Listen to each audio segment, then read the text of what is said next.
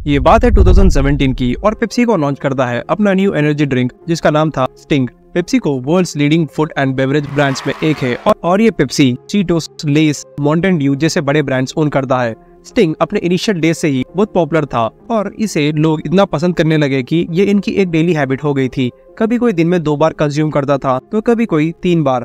ये यंगस्टर्स का एक पॉपुलर ड्रिंक बन गया था। ये वो लोग थे जो अपनी मौत को दावत दे रहे थे क्योंकि स्टिंग के बोतल के पीछे साफ साफ लिखा रहता है कि do not consume more than 500 ml per day, जिसका मतलब एवरेज ह्यूमन को दिन में बस 2 बॉटल्स ही कंज्यूम करना था। लेकिन फिर भी कई लोगों ने स्टिंग ओवरडोज कंज्यूम किया जिससे कई लोगों को सीरियस हेल्थ इश्यूज भी आने लगे। लेकिन फिर भी sting India one of the fastest growing energy drink brand है और आज के दिन स्टिंग की वैल्यूएशन $740 मिलियन के पास है और 2030 तक इसकी वैल्यूएशन $1 बिलियन क्रॉस करेगी। एज ऑफ 2024 स्टिंग का इंडियन एनर्जी ड्रिंक सेगमेंट में 90% का मार्केट शेयर है। स्टिंग की सक्सेस को देखकर थम्स अप ने भी अपना थम्स अप चार्ज मार्केट में इंट्रोड्यूस किया, लेकिन ये स्टिंग से कम्पीट करने में फेल हो गया।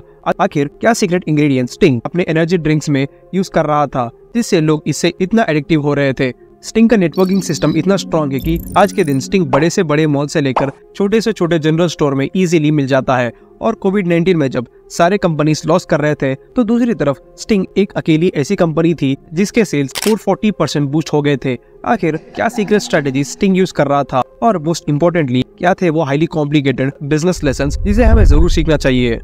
ये कहानी शुरू होती है अर्ली 2000s में जब इंडिया में 2 बड़े कोला ब्रांड्स पेप्सी और कोको कोला इंडिया में प्रोडक्ट पोर्टफोलियो एक्सपेंड करने लगे, अपने कई न्यू वेरिएंट्स लॉन्च करने लगे। और 2008 में पेप्सिको ने भी एनर्जी ड्रिंक में एक्सपेंड करने के लिए सोप लॉन्च किया जिसके शुरू में ठीक ठाक सेल्स हो रहे थे, लेकिन सोप भी इंडियन कस्टमर्स को गेन करने में फेल हो गया। फॉरेन कंट्रीज में एनर्जी ड्रिंक्स का मार्केट ग्रो हो रहा था तो दूसरी तरफ इंडिया में वही मार्केट सर्वाइव करना भी मुश्किल हो गया था और एनर्जी ड्रिंक कॉन्सेप्ट फेल होने के पीछे 2 बड़े मेन रीजंस थे। 1, हाई प्राइस पॉइंट। ये बात है अर्ली 2000s की जब इंडिया में बस सॉफ्ट ड्रिंक्स ही मोस्टली कंज्यूम कर रहे थे और सोप हाईली प्राइस्ड था जिससे इसकी अवेलेबिलिटी भी बहुत कम थी और इंडियंस एक एनर्जी ड्रिंक के लिए इतना हाई प्राइस पे करने के लिए रेडी नहीं थे। 2, limited market demand and awareness. 2008 में एनर्जी ड्रिंक कॉन्सेप्ट अभी शुरू हो रहा था जिसके बहुत लिमिटेड कस्टमर बेस थे और उस टाइम पेप्सिको ने भी इंडियन ऑडियंस को एनर्जी ड्रिंक कॉन्सेप्ट पे एजुकेट करने के लिए प्रॉपर इन्वेस्टमेंट भी नहीं की थी। ये 2 मेन रीजंस थे जिससे सोप फेल हो गया। और फिर 2009 में लॉन्च होता है एक और एनर्जी ड्रिंक ब्रांड जिसका नाम था रेड बुल। उस टाइम रेड बुल की प्राइसिंग 100 रुपीज की थी और ये उस टाइम का प्रीमियम ड्रिंक हुआ करता था और रेड बुल की ब्रांड पोजीशनिंग और जीनियस मार्केटिंग स्ट्रेटेजी से इसने इंस्टेंट कस्टमर गेन कर लिए। 2014 तक सब सही चल रहा था और फिर रेड बुल के सक्सेस को देखकर फॉरेन ब्रांड्स भी इंडिया में एक बहुत बड़ी अपॉर्चुनिटी नोटिस करते हैं और 2015 में मॉन्स्टर, जिंगा, क्लाउड9 लॉन्च होता है। ये सब एक्सपेंसिव एनर्जी ड्रिंक्स थे लेकिन जिंगा की प्राइसिंग 25 रुपीज की थी।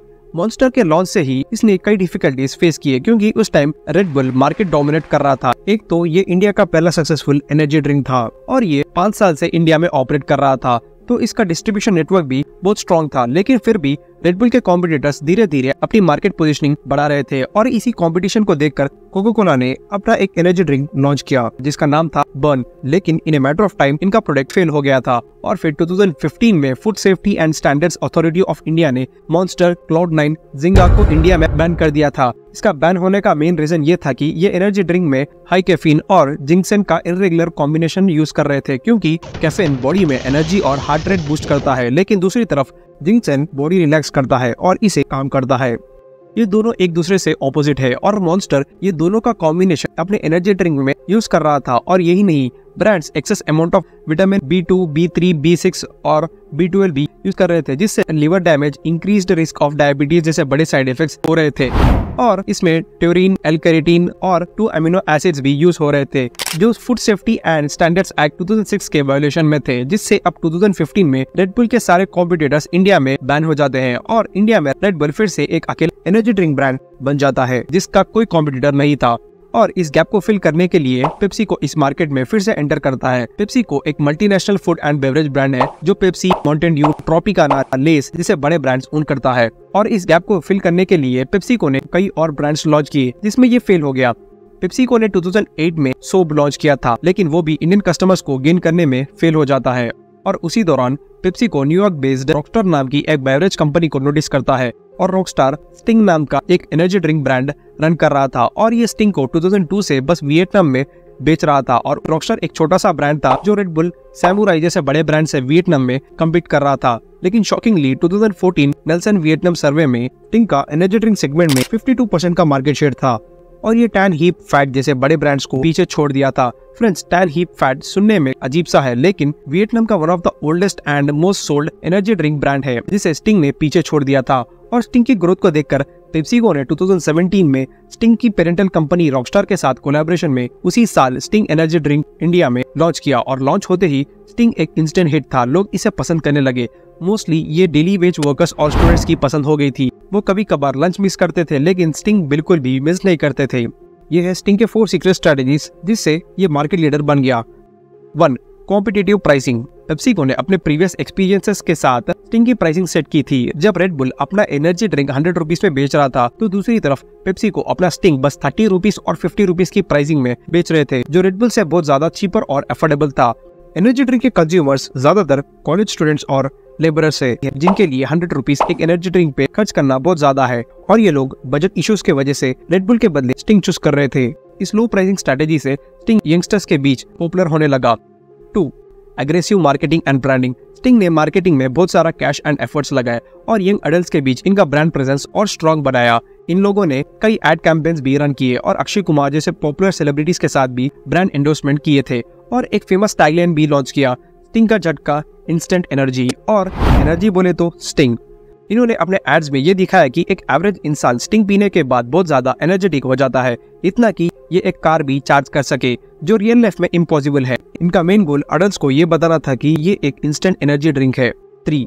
Innovative packaging and distribution. 2020 में ड्यू टू कोविड-19 जब सारे कंपनीज लॉस कर रहे थे, तो दूसरी तरफ स्टिंग एक अकेली कंपनी थी जिसके सेल्स 440% बूस्ट हो गए थे, क्योंकि कोविड-19 में सारे इंपोर्ट्स एंड एक्सपोर्ट्स रुक गए थे और रेड बुल के मेजर इंग्रेडिएंट्स जैसे taurine, caffeine, B vitamin, carbonation components जैसे ingredients Red Bull internationally import करता था, लेकिन कोविड-19 के वजह से सारे इंपोर्ट्स रुक गए थे और इसी अपॉर्चुनिटी को पेप्सिको नोटिस करता है और एक बोल्ड मूव लेता है और 20 रुपीज का 250 ml पेट बॉटल्स मार्केट में लॉन्च करता है, जिससे अब एनर्जी ड्रिंक सॉफ्ट ड्रिंक्स के प्राइस में बिक रहे थे और सॉफ्ट ड्रिंक्स के साथ कम्पीट कर रहे थे। इसकी प्राइसिंग के वजह से अब ये वाइडर ऑडियंस को रीच कर सक रहे थे और पेप्सिको इंडिया का बहुत पुराना प्लेयर है, तो इसकी नेटवर्किंग भी बहुत स्ट्रॉन्ग थी।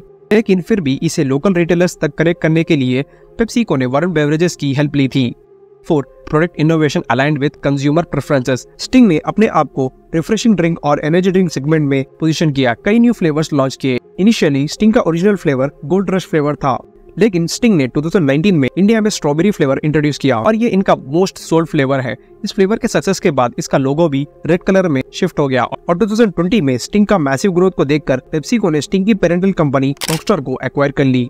2021 तक स्टिंग ने एनर्जेटिक मार्केट में 86% का मार्केट पोजीशन गेन कर लिया और सवाल ये आता है कि जब जिंगा ने कई साल पहले अपना एनर्जी ड्रिंक 25 रुपीज की प्राइसिंग में लॉन्च किया था, तो ये फेल हो गया, लेकिन स्टिंग 20 रुपीज की प्राइसिंग में इंस्टेंट हिट कैसे हो गया? द मेन रीजन इज जिंगा का डिस्ट्रीब्यूशन मॉडल कुछ खास नहीं था। जिंगा के एनर्जी ड्रिंक्स बस कुछ बीपीओ, आईटी कंपनीज और कॉलेज के आसपास बिक रहे थे, तो दूसरी तरफ पेप्सिको और वरुण बेवरेजेस स्टिंग को 3.5 मिलियन डीलर्स को सप्लाई कर रहे थे, जिससे ये गली के हर एक लोकल किराना स्टोर पे मिल सके।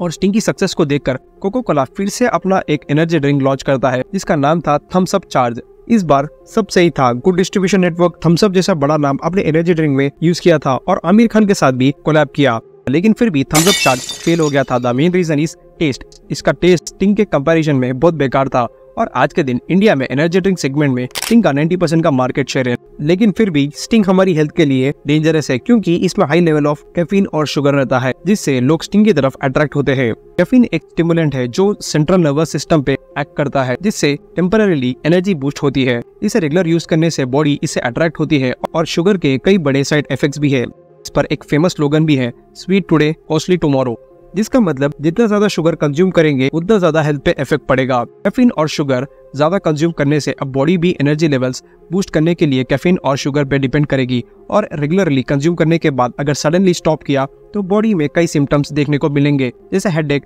टायर्डनेस, जिससे लोग स्टिंग की तरफ और अट्रैक्ट होने लगेंगे। इसलिए स्टिंग की बॉटल के पीछे साफ साफ लिखा होता है कि contains caffeine, high caffeine and not for children. और ये भी लिखा रहता है कि do not consume more than 500 ml in a day. अभी आप लोग सोचिए, इतना हार्मफुल ड्रिंक कंज्यूम करना क्या सच में इतना जरूरी है? बेस्ट एडवाइस यही रहेगी कि ये ड्रिंक जितना कम कंज्यूम करोगे आपके हेल्थ के लिए उतना ठीक रहेगा। स्टिंग की बिजनेस की स्टडी से हमने ये 2 इंपॉर्टेंट स्ट्रेटेजीज फिगर आउट किए जिसे हम हमारे बिजनेस में इम्प्लीमेंट कर सकते हैं। 1. Market positioning, true pricing. Sting India के वो मार्केट में एंटर करने वाला था जिसमें कोको कोला, पेप्सी जैसे बड़े ब्रांड्स ने हार मान ली थी और बस एक ब्रांड राज कर रहा था, और इसे कम्पीट करने के लिए स्टिंग ने अपनी लोअर प्राइसिंग स्ट्रेटेजी यूज की। अब स्टिंग के आने के बाद लोगों को रेड बुल का अफोर्डेबल अल्टरनेटिव स्टिंग लगने लगा और एनर्जी ड्रिंक के ज्यादातर कंज्यूमर्स स्टूडेंट्स और डेली वेज लेबरर्स थे जिनके पास कॉस्ट ऑफ स्पेंडिंग बहुत कम थी। 100 रुपीज एक एनर्जी ड्रिंक पे खर्च करना बहुत ज्यादा था, लेकिन 30 रुपीज इनके लिए कोई बड़ी बात नहीं थी। इसी चीज को स्टिंग ने ऑब्जर्व किया और अपना प्रोडक्ट बेचना चालू कर दिया और in very short time market leader बन गया। 2. Adapting to consumer behaviour. कोविड-19 में जब रेड बुल के मिसिंग इंग्रेडिएंट्स के वजह से इनकी प्रोडक्शन रुक गई थी, तो दूसरी तरफ स्टिंग अपने प्राइसेस 30 रुपीज से 100 रुपीज तक भी प्राइस हाइक कर सकता था, लेकिन पेप्सिको ने अपने प्रीवियस एक्सपीरियंसेस से एक स्मार्ट मूव लिया। इनका 30 रुपीज की पेट बॉटल और सस्ती कर दी और 20 रुपीज में बेचने लगे, जिसके बाद इनके सेल्स 440% बूस्ट हो गए। पेप्सिको ने ये इंश्योर किया कि इनका प्रोडक्ट कन्वीनियंट और बजट फ्रेंडली है, जिससे अब ये एनर्जी ड्रिंक्स ही नहीं सॉफ्ट ड्रिंक से भी डायरेक्टली कम्पीट करने लगे। फ्रेंड्स, नेक्स्ट केस स्टडी किस पे होनी चाहिए कमेंट्स में बताना ना भूलेगा। तो फ्रेंड्स, ये थी हमारी आज की वीडियो। अगर आपको हमारी वीडियो अच्छी लगी है तो इसे लाइक करना ना भूलेगा।